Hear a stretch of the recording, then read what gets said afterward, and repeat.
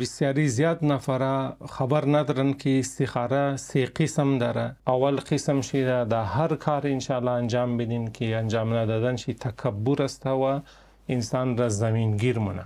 دویم قسم شی هرگز انجام ندین و سوم قسم شی در شرایط شی انجام بدین یا گو عالم را آدمی رسیده را بگین برای شما استخاره را بگیره. بسم الله الرحمن الرحیم.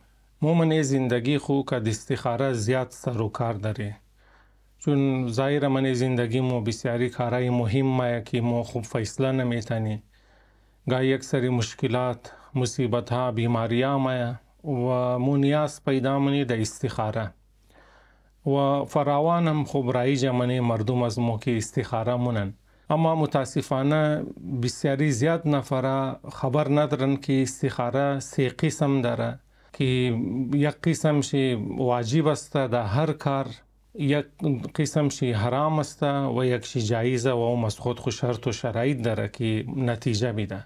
و چون این 3 قسم را خبر ندارن از این خاطر که فراوان درد سر خود گرفتار منن، بجای که ثواب شونه برایش گناه میشه و بجای ازی که در کامیابی برسن التا روخی ناکامی را میگردن. لذا خیلی خیلی خوب و ضروریه که خود مو هم خبر شونی اقسام استخاره کدام است و حتما دیگران را هم خبر کنی تا از سرگردانی تمام نجات پیدا کنن. اول قسم استخاره که استخاره واجب است، معنی هر کار. او استخاره برای دعا و طلب خیر از خدا است که مور اهل بیت فرمودن معنی هر کاری که میخواین انجام بدین، تصمیم شی دارین، هر امر مهمی که پیش مایه حتما از خدا طلب خیر کنین که بگین خدای ما میخوایم اینی کار را انجام بدم، من ازی کاری از ما، من ازی تصمیم از ما، خیر از ما را، کامیابی از ما را، سعادت از ما را قرار بدی. این دعا خیلی خیلی مهم است. این استخاره دعایی اگر آدمی دعا را نکنه در هر کار خو، اگر این دعا را نکنه در معنی تکبر است، یعنی که خود از خدا هم بزرگتر دانسته، خود از مدد خدا، از لطف خدا بی‌نیاز دانسته و این خودش یک گناه است. لذا که منی هر کار قبل از کارم باید که مو استخاره دعایی را کنی.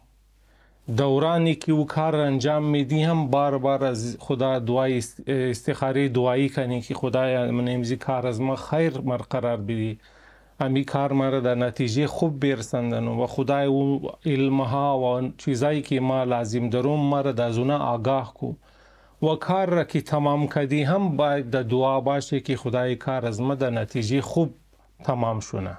البته یک توجه داشته باشین که مو خیلی از مو الحمدلله عادت داره که قبل از هر کار صدقه میدی. اگر عادت ندارین حتما قبل از هر کار، دورانی از او کار و بعد از او کار حتما صدقه بدین. امی خودی صدقه دادو هم در معنای استخاره دعایی است.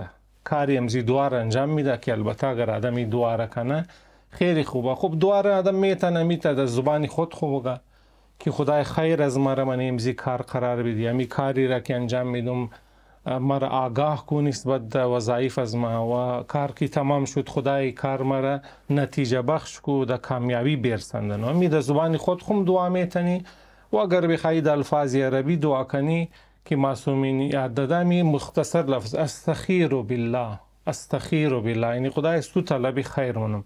البته از تفصیلی تر دعاهایشی و نمازهایشی را مو قبلا در یک مجلس بیان کردی که در باره استخاره بودک و اگر خبر نبودین یا ندیدین ما لینک شیر من دیسکریپشن میلم، حتما اون مجلس را توخکین که من از ما تفصیلی دعاهایشی را، نمازهایشی و دیگه امورشی را بیان کردم. قسم دوم استخاره که خیلی ها از او مبتلا هستند، قسم دومش استخاره حرام است. او استخاره که برای پیشگویی میشه. چون بعضیا ما امتحان دادم استخاره که تو امی ما کامیاب مشم یا نه، مسافر ما رفته در سفر آیا او در منزل خو میرسه یا نه، فلانی کار رست موشه یا نه، بیماری ما جور موشه یا نه. این استخاره تو خین در عنوان ازی که پیشگویی کنه در ذریعشی که حالا بعض وقت پیشگویی را بعضی در ذریعه آیتای قرآن میخواه پیشگویی کنه و بعضی در ذریعه رمل و بعضی تر علوم عجیب و غریب که ممنوع شده. دیگه این قسم را بزرگای مو منمونه، علمای مو بسیاری مجتهدین میگه استخاره برای پیشگویی حرام است و برای زی پول دادن هم حرامه، چون معمولا کارار که اونا که پیشگویی منه پولم میگیرن بابت از کار. دیگه مجتهدین میگه پول دادن بابت از چیز حرام است و اون نفر که پول را میگیره برای زوم حرام است. کلا خدا مورا خیلی تشویق نگرده طرف پیشگویی، چون همیشه لازم نیه که زندگی مطابق وفق و مراد از مو باشه. خب خیلی جاها بر ناجوری، مشکلات، اکسیدنت و بلاها است دیگه، جزء زندگی است. مو نباید پیشکی خبر شونی و چیزاره، و اگرنه آرامیش مو از بین مورا، گای ایمان مو ممکنه متزلزل شونه و دیگه مشکلات اخلاقی روحانی پیش باید. دیگه ایرار کلا ممنوع کده. خود امامای مو هم توخین معصومین با این که علم شیر داشتن، لیکن در امور شخصی خو از پیشگویی ها از علم غیبی خو استفاده نمو کردن، با این که علم از اونا 100% بود و خیر قابل خطا بود، اما خب منی شخصی زندگی خود خو، خانواده خو، دیگه دوستا، اصحاب هیچ وقت اونا از علم استفاده نکردن، چون خواست خدا میگه که بر زندگی مو در روال طبیعی بوده. پس مو هیچ وقت استخاره را، چی استخاره قرآنی، تسبیح یا علوم عجیب و غریب، رمل و جفر و فلان، طرف استخاره پیشگویی نری. برای از استخاره نکنی که هم حرام است و هم باعث سرگردانی و پریشانی انسان موشه. سیم قسم استخاره جایز است که برای دور کردن سرگردانی و تحیر انجام داده موشه. یعنی چی؟ یعنی که گاهی تو خین مو میخوای یک کاری را انجام میخوای، اگو کار را انجام بدی، اگو کار را ترک کنی، دیگه نمفهمی که این کار انجام بدم یا ندم. در پیشگوییش کار نداره، ویش در قسم قبل بود که ممنوعه، لیکن درو تصمیم گرفته نمیتنی. دیگه ای جای برای ازی که خوب تصمیم بگیری استخاره منی. تو خین گاهی مثلا موشه برای گو خستگاری هم داری، اون نمفهمه که رها بگه نبگه. گاهی گو کاروبار است، نمفهمه ای کاروبار را انجام بده انجام نده. اگو مسافرت نمفهمه ای هفته بوره، دیگه هفته بوره اصلا بوره یا نره.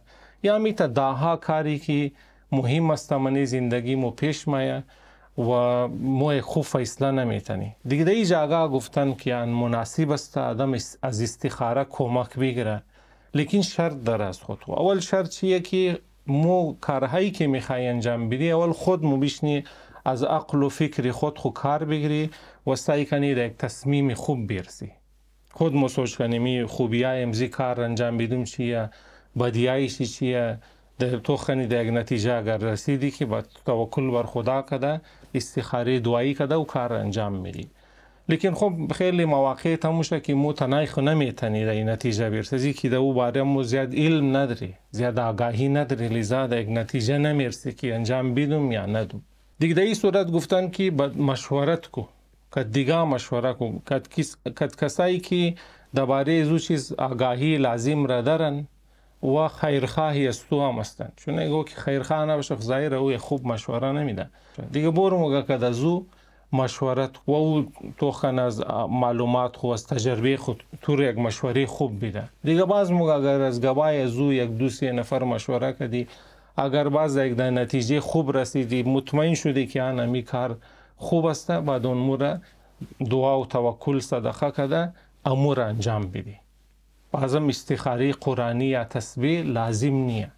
لیکن خب در بعضی صورتها که بسیار البته کم پیش میاد که انسان بعد از این خودشین فکر کرده در یک جایی نرسیده، از دیگه مشوره کرده بازم در جایی نرسیده، میتا بین منده 50-50 که انجام بدم یا انجام ندم، در او یک فیصله نمیتنه. دیگه در این صورتهایی که دو مرحله را تیر کرده، خودشی فکر کرده، مشوره هم کرده، در نتیجه نرسیده، عالی میتونه که از قرآن استخاره کنه یا از تسبیح یا بعضی قسمای دیگه که برای استخاره است. که البته توجه داشته باشین ایتا موارد من زندگی انسان بسیار کم پیش میاد. در اکثر موارد آدم میامزو خلاصه آگاهی خود یک فیصله میرسه یا بعد از مشورت در یک فیصله اطمینان کننده میرسه. دیگه باز لازم نیه بوره استخاره کنه. دیگه دو نکته در این باره توجه کنین.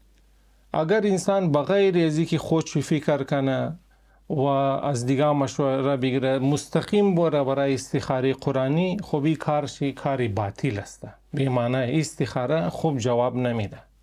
دویم نکته ای که بزرگان وقت استخاره کد در شرایط چی بس سعی کنه در بریز استخاره عمل کنه اور ترک نکنه، مثل چیز نباشه که بعد دوباره بگه یک استخاره دیگه میشونه دیگه استخاره، مگری که زمانی زیاد دی گذشته باشه بعد در اون صورت مشکل نداره. مثلا یک آل استخاره کردی خوب هم ده یک ماه بعد مثلا برای امزی کاروبار یا گو چیز دیگه دوباره استخاره که خواسته زیاد اگمات بعد استخاره میتنی، اما امور روزا بگی بعض استخاره خود از این سرگردانی انسان را بیشتر مونه. پس امیدوار هستم که 3 قسم استخاره را خوب فهمیده باشین. اول قسم شیده در هر کار انشاءالله انجام بدین که انجام ندادن شی تکبر است و انسان را زمینگیر مونه. دویم قسم شی هرگز انجام ندین و سوم قسم شی در شرایط شی انجام بدین یا گو عالم را آدمی رسیده را بگین برای شما استخاره را بگیره و مطابق و نمزو انشاءالله دعا صدقات کده امور خورا پیش ببرین. ویدیو را گشت استفاده کردین حتما دیگه را هم بگین، چون خیلی ادایی باره در مشکل و خلاصه در نادانی گرفتارن گاهی برای از باعثی مشکلات هم مشایی نادانی از اونا و لایک و کامنت کرده هم بنده اخیر را تشویق کن. والسلام علیکم و رحمت الله و برکاته.